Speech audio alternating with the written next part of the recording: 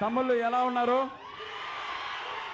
హరహర మహాదేవ శంభో శంకర.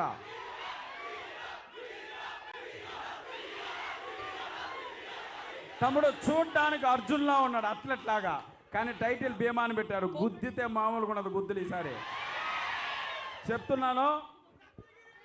ఉండరా, ఆ ట్రైలర్లో ఒక డైలాగ్ ఉంది, ఊచకోత అనేది. అన్న థియేటర్లో కలెక్షన్లో ఊచకోత మార్చి 8 స్టార్ట్ అవుతుంది.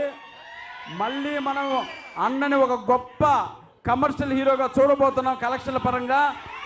ఇంకో విషయం, ఈ మధ్య కాలం డివైన్టీ ఉన్న మూవీలన్నీ పెద్ద హిట్ అయినాయి. జై హనుమాన్ అవన్నీ. ఇది ఏకంగా శివుణ్ణే పట్టుకొచ్చాం పైనుంచి. మన రాధామోహన్ గారికి ఒక్క 200 కోట్లు ఇచ్చేస్తే సరిపోద్ది, చాలు కదన్నా. ఓ 200 కోట్లు రాసుకుందాం. మార్చి 8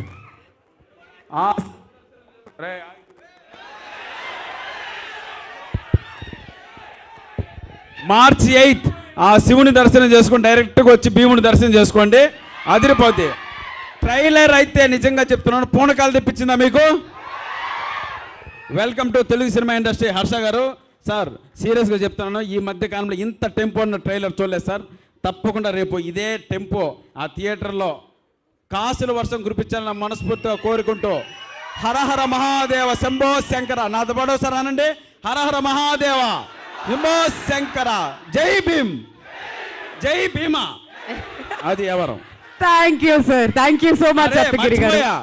అప్పటి నుంచి ఒక హీరోయిన్ భలే ఉందిరా పక్కన కదా. వెళ్ళేటప్పుడు నెంబర్ ఇస్తా, సరేనా? ఆ తర్వాత ఫోన్ చేసి మాట్లాడుకోండి.